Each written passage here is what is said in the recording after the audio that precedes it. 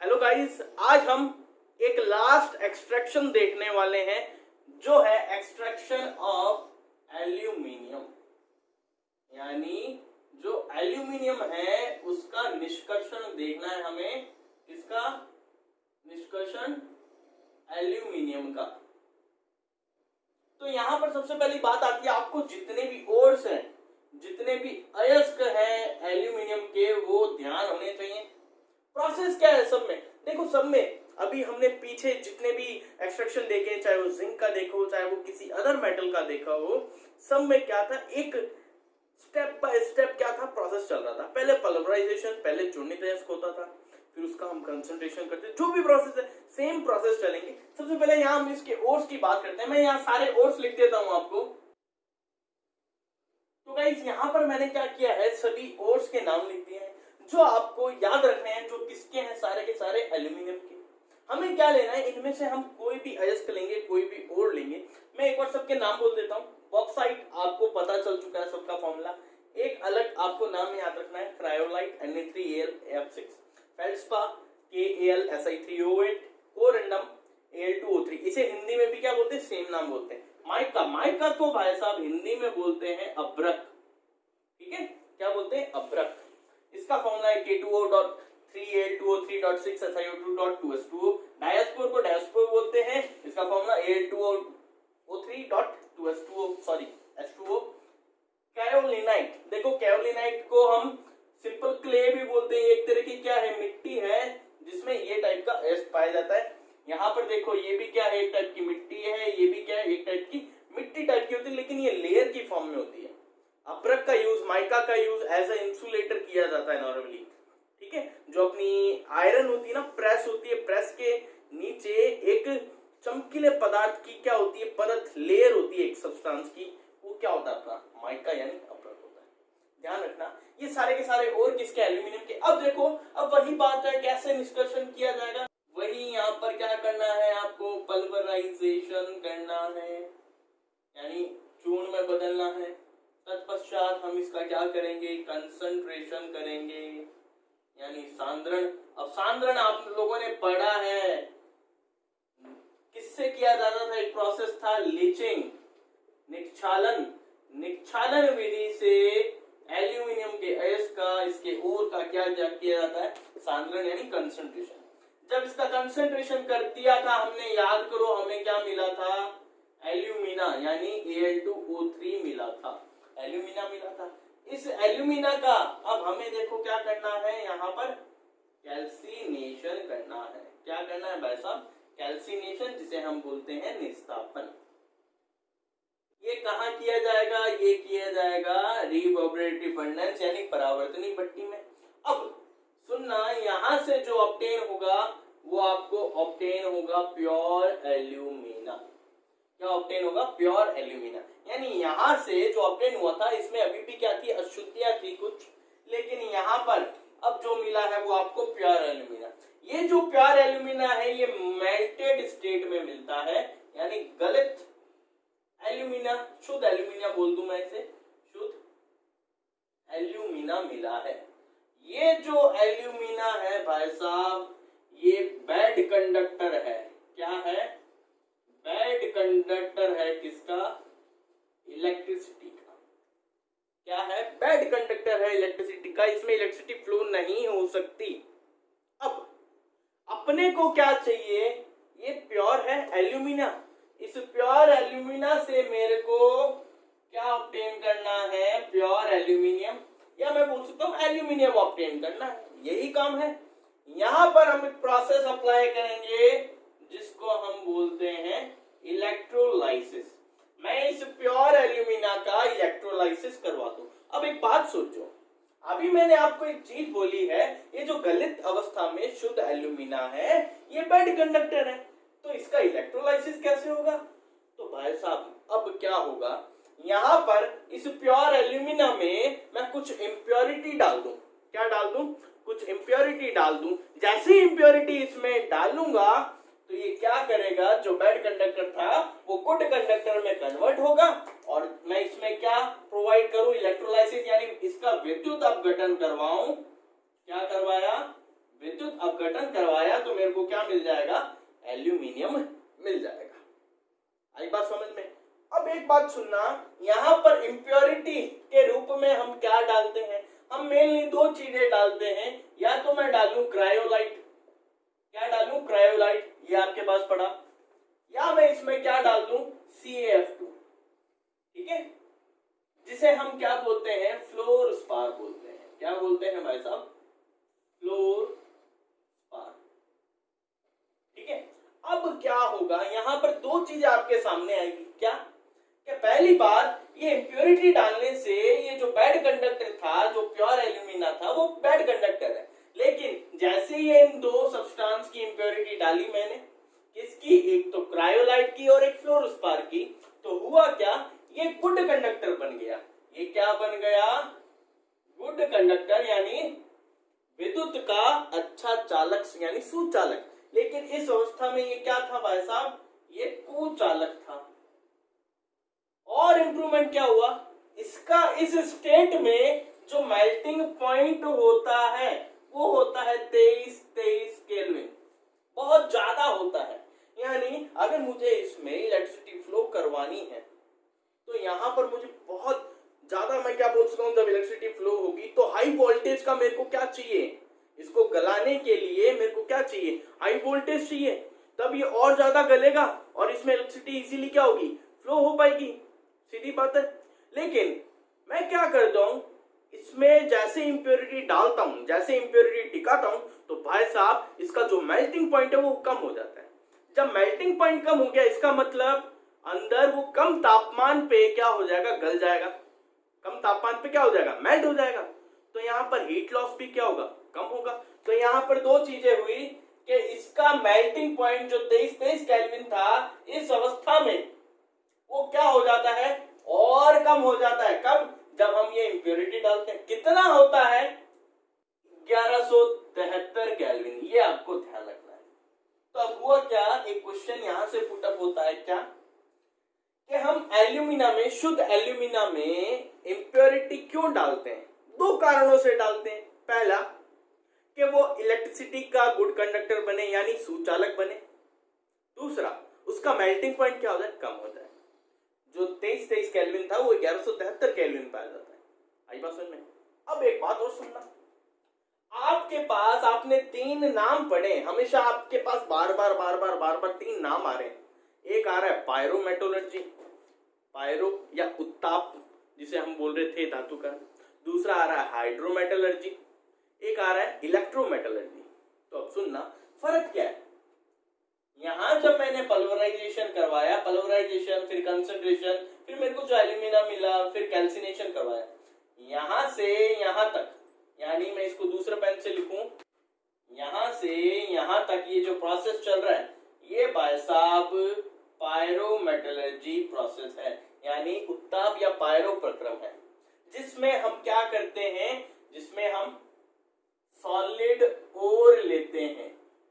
क्या लेते हैं, सॉलिड ओर, यानी ठोस अयस्क लेते हैं और उसको क्या करते हैं, हीट अप करते हैं।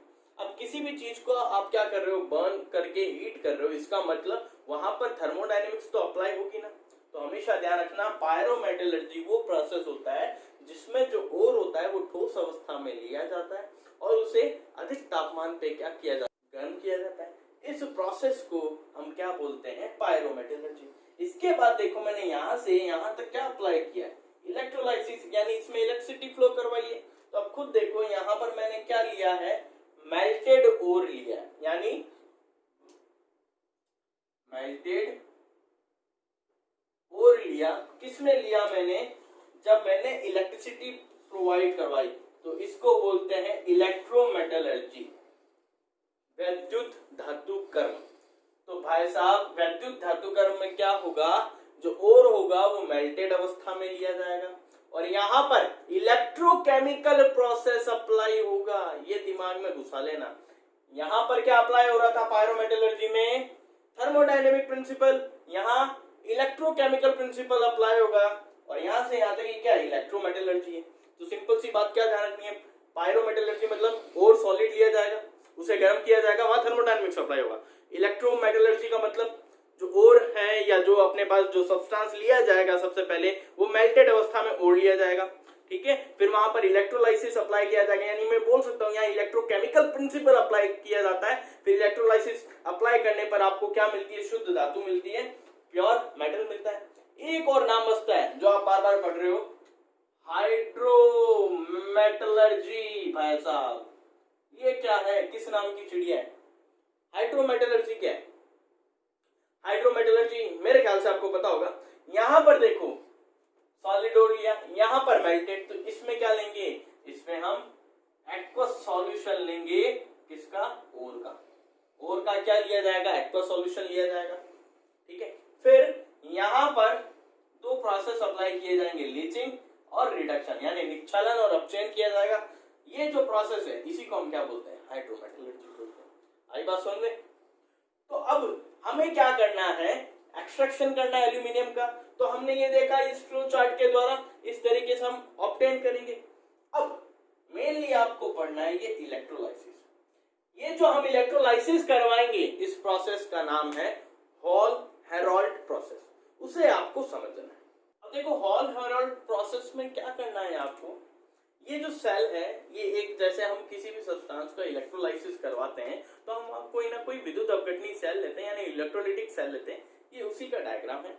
हॉल हेरोल्ड प्रोसेस में ये सेल यूज होगा। इस सेल में क्या याद रखना है, एक स्टील का टैंक होता है। स्टील का क्या होता है, टैंक होता है। उसके अंदर ये जो मैंने रेड कलर से बनाया है ना लाइन सी, इसको बोलते हैं, इसके अंदर कार्बन की लिनिंग लगी होती है, कार्बन का अस्तर होता है, ये लिख दिया मैंने। और होता क्या है, यहां पर ये ग्रेफाइट की रोड्स लगी होती है, ग्रेफाइट की छड़ें लगी होती है, जिसको हम एनोड मानते हैं, यानी एनोड से कनेक्ट करेंगे। और ये जो कार्बन का अस्तर और ये जो स्टील टैंक है इसको हम कैथोड मानेंगे, यानी नेगेटिव।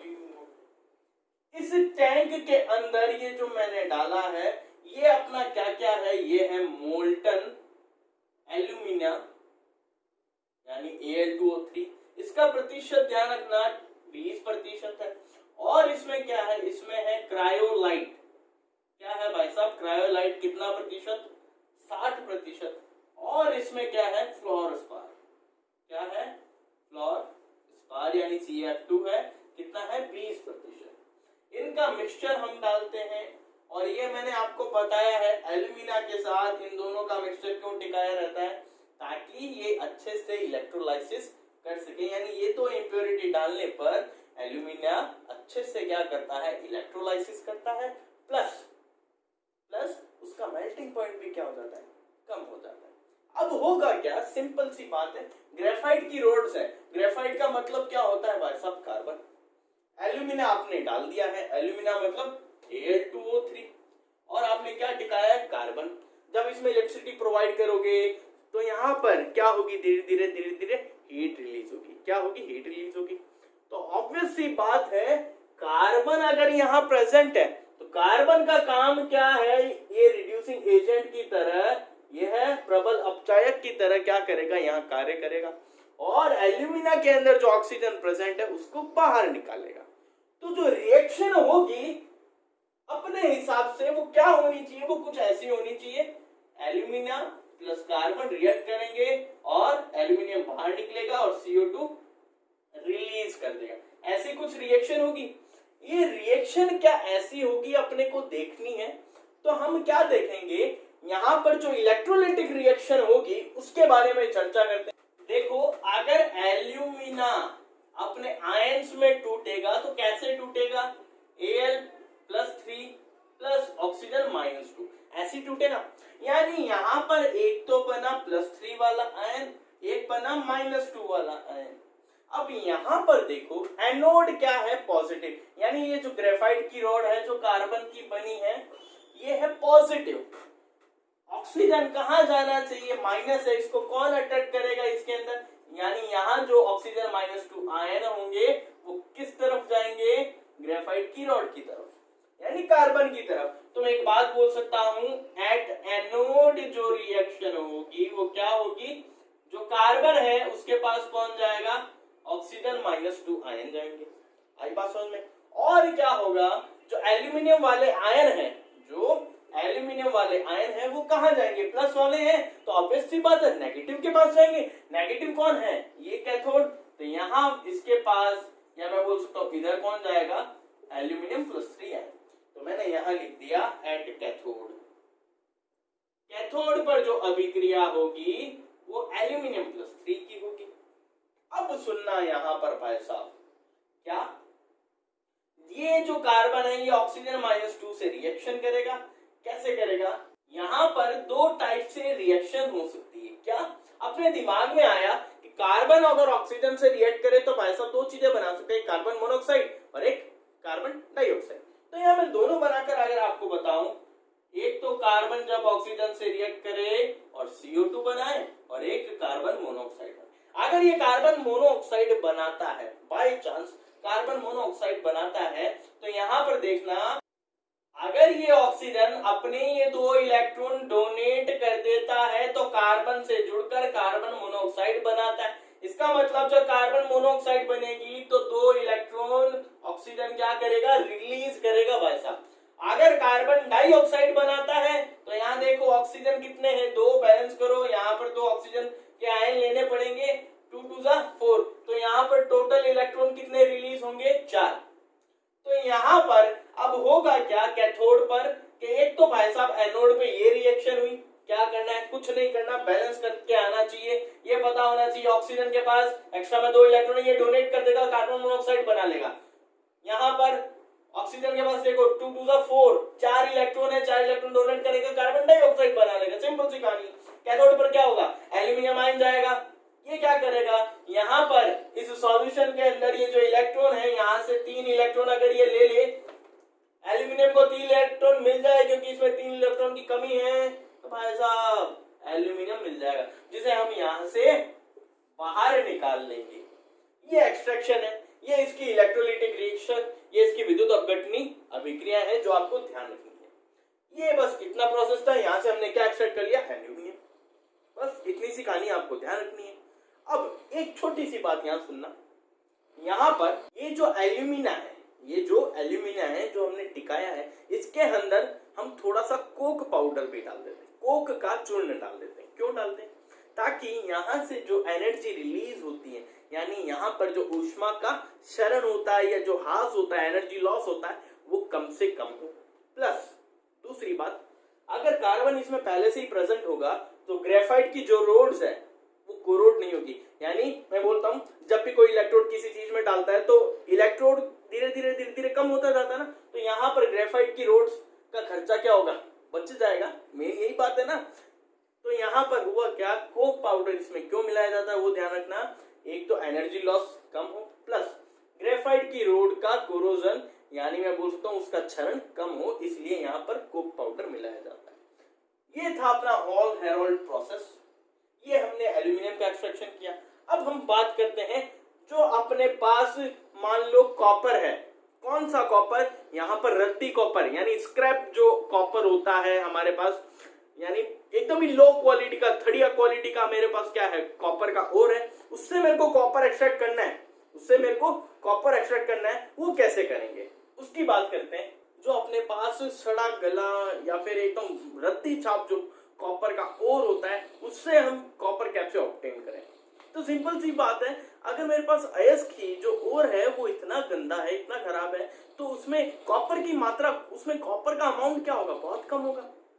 तो उसको हम एक्सट्रैक्ट करने के लिए, उसका निष्कर्षण करने के लिए प्रोसेस अप्लाई करते हैं जिसको अपने बोलते हैं हाइड्रोमेटलर्जी। हम उसको निकालने के लिए उसका क्या कर देंगे, जल धातु कर्म कर देंगे। अब आप सभी को पता चल गया होगा जल धातु कर्म का मतलब क्या, दिमाग में छप गया होगा। Hydrometallurgy, what do mean by hydrometallurgy, simple सी कहानी है, ओर लेना है, उसको किसी रिएजेंट में डालना है, ठीक है, उससे अब यहाँ क्या बनेगा, कॉम्प्लेक्स एक्वा सॉल्यूशन बनेगा, एक संकुल एक्वा विलयन बनेगा, ठीक है। फिर उसका हम क्या करवा देंगे भाई साहब, रिडक्शन करवा देंगे और अपने को क्या मिल जाएगा, मेटल मिल जाएगा, जो भी अपने को चाहिए। ऐसा ही कुछ होगा, ये आपको पता है। अब यहाँ पर ध्यान रखना, यहाँ जो आप ओर लोगे उसको आप जिस रिएजेंट में डालोगे वो या तो एसिड होगा या वो बैक्टीरिया होगा। रिएजेंट का मतलब होता है हिंदी में अभिकर्मक, यानी आपके पास जो केमिकल है, जो रसायन है, वो एक अभिकर्मक है। अभिकर्मक के रूप में आपको क्या लेना है, एसिड लेना है या बैक्टीरिया। अब आपके दिमाग में आएगा बैक्टीरिया कहां से आ गया, तो भाई साहब कुछ बैक्टीरिया ऐसे होते हैं जो एसिड रिलीज करते हैं, एसिड छोड़ते हैं। जब एसिड मेटल से रिएक्ट करता है तो उसे हम नॉर्मली कोरोजन बोलते हैं, संक्षारण बोलते हैं, लेकिन यहां पर जीवाणु कर रहा है, बैक्टीरिया यानी जीवाणु, तो इसको बोलते हैं बायो कोरोजन। क्या होगा, बायो कोरोजन। तो सिंपली ये कहानी जो और है रद्दी छाप, उसका क्या करवाना है, बायो कोरोजन करवा दो या उसको एसिड में डाल दो, तो आपके पास कॉम्प्लेक्स एक्वा सॉल्यूशन बनेगा। ये यहां तक का प्रोसेस, इतना प्रोसेस, इसी को अपने क्या बोलते हैं भाई साहब, लीचिंग। इसी को अपने क्या बोलते हैं, निक्षालन बोलते हैं। ये आपको पता होगा। जैसे कॉम्प्लेक्स बना उसके बाद आप उसका रिडक्शन करवा दो। अब रिडक्शन किससे करवाओगे, कॉपर से। जो भी हाईली रिएक्टिव एलिमेंट है कौन कौन हो सकता है, वो या तो जिंक हो सकता है, या वो आयरन हो सकता है, या कॉपर से जस्ट ऊपर अपने पास हाइड्रोजन गैस होती है, यानी हाइड्रोजन बोल दूं मैं, उससे भी क्या करवा सकता हूं, उसको रिडक्शन करवा सकता हूं, रिड्यूस करवा सकता हूं, तो मेरे को क्या मिल जाएगा, प्योर मेटल मिल जाएगा। इस प्रोसेस को भाई साहब क्या बोलते हैं, इसको अगर निक्षालन बोला तो इसको नॉर्मली रिडक्शन बोल दिया। यानी हाइड्रोमेटलर्जी मैंने आपको बताया था, दो ही प्रोसेस होते हैं, एक लीचिंग होता है, उसके बाद रिडक्शन। लीचिंग का मतलब किसी सब्सटेंस, किसी रिएजेंट में घोल दो, कॉम्प्लेक्स बनेगा, इसको लीचिंग बोलते हैं, फिर उसका रिड्यूक्शन करवा दो, वो रिडक्शन हो गया। तो अब यहाँ पर रिएक्शन देखनी है आपको, तो रिएक्शन देखने के लिए यहाँ देखो, ये जो एक्वा सॉल्यूशन है इसमें क्या होगा, मेरे पास कॉपर का आयन होगा, तो मेरे को क्या चाहिए, ये कॉपर का आयन जो एक्वा सॉल्यूशन में प्रेजेंट है। इसका रिडक्शन करवाने के लिए या तो मैं Fe यूज कर लूं या जिंक यूज कर लूं, दोनों में से कोई एक। तो अब होगा क्या, ये भाई साहब इसमें 2 इलेक्ट्रॉन की कमी, अगर ये 2 इलेक्ट्रॉन इसे दे दे, यहाँ पर Fe+2 होगा, जिंक+2 होगा, ठीक है। जैसे ये 2 इलेक्ट्रॉन इन्हें दे देते, इनकी वैलेंसी लिख रहा हूं मैं, ये मत समझना इन पे चार्ज है, ये सिंपल एलिमेंट ही है मेरे पास। इनको जैसे ये 2 इलेक्ट्रॉन देगा तो कॉपर अलग हो जाएगा, Fe+2 की फॉर्म में, या जिंक अगर होगा तो जिंक+2 की फॉर्म में अलग हो जाएगा। एक ये रिएक्शन हो सकती है। सेकंड रिएक्शन क्या हो सकती है, जो कॉपर+2 आयन है उस एक्वा सॉल्यूशन में, उसी एक्वा सॉल्यूशन में मैं हाइड्रोजन गैस पास कर दूं, तो भाई साहब यहाँ पर कॉपर मिलेगा और 2 H+ आयन मिल जाएंगे मेरे को। ये सेकेंड रिएक्शन जो आपको ध्यान रखनी है। इस तरीके से हमने आज एल्यूमिनियम एंड कॉपर का एक्सट्रैक्शन देखा। अब नेक्स्ट लेक्चर्स में भाई साहब सिर्फ और सिर्फ एक लास्ट टॉपिक अपना बचता है, फिर चैप्टर दी एंड समाप्ति हो जाएगी, जो है प्योरिफिकेशन यानी रिफाइनिंग के अलग अलग मेथड्स। टोटल 7 मेथड है, 7 छोटे छोटे मेथड है जो आपको सिर्फ ध्यान रखने हैं।